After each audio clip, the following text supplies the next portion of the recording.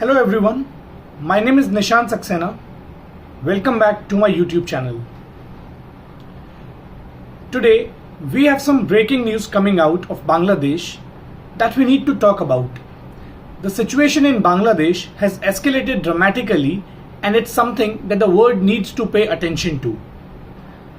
Bangladesh is currently under a nationwide curfew following weeks of protests that have turned violent. Military forces are patrolling the streets of capital Dhaka in an attempt to restore order.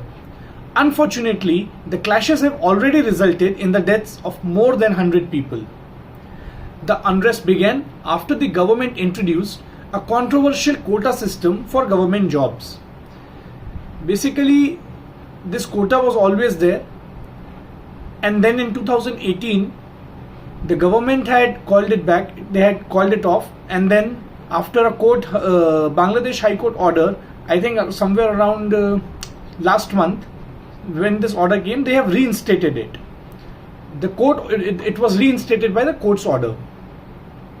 So the government had to reintroduce the quota system for government jobs. Now this system reserves over 50% of these highly sought after positions for women, minorities and the families of veterans. This quota that is also politically helpful to the current government this quota is for the family members, it's for the children and grandchildren of those who had fought for Bangladesh liberation in 1971 against Pakistan.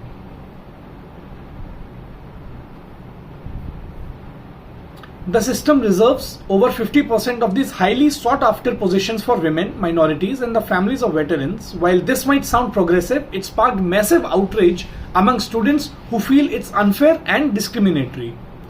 Students argue that this quota system leaves them with limited opportunities for government positions, which are highly coveted due to their benefits and job security. They believe that the system should be merit-based and not influenced by quotas that they feel are outdated and prone to abuse.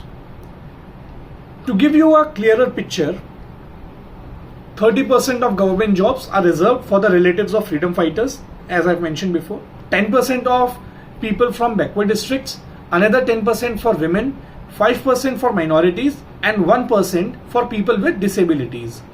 This leaves only 44% of jobs open to all on a merit basis. What started as peaceful protests in Bangladesh quickly turned violent. The police responded with tear gas, sound grenades and rubber bullets. The crackdown has been severe with dozens killed and thousands injured. We have seen scenes of vehicles being burnt, public buildings attacked and even the headquarters of the state broadcaster stormed by protesters. Amnesty International condemned the actions of the Bangladeshi police, accusing them of using unlawful force against protesters. Even the Prime Minister of Bangladesh, Sheikh Hasina, has come forward condemning the protests, and if it should be taken as an assurance or a threat, but she said that strict action will be taken against those involved in murders and protests. Now what has happened is that the students who are protesting against these quotas have been opposed by these students who support the government, and there have been clashes between these two groups. Amnesty International has condemned the actions of Bangladesh police, accusing them of using unlawful force against protesters. One particular incident involved the shooting of a student named Abu, who was killed by officers discharging shotguns at close range. This kind of response is being widely criticized as inappropriate and excessive.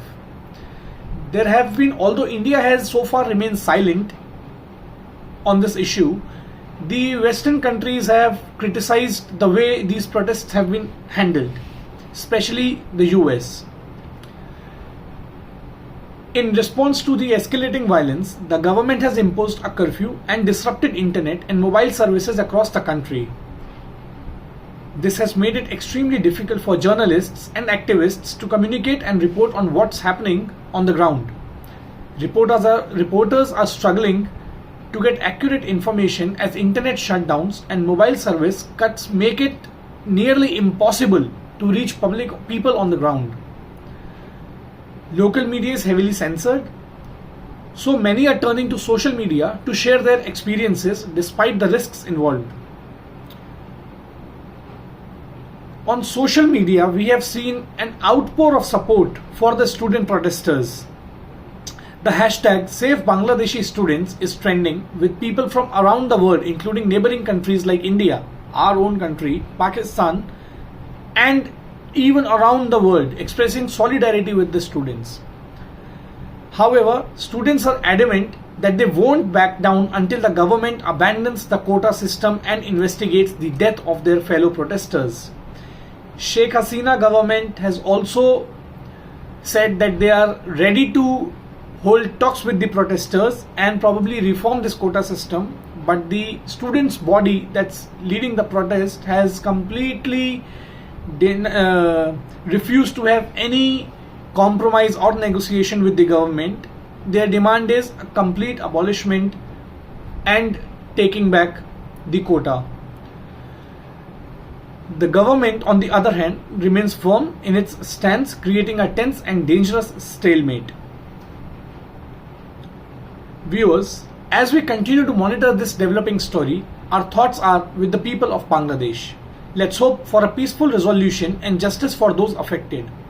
If you found this update informative, please like and share this video to spread awareness.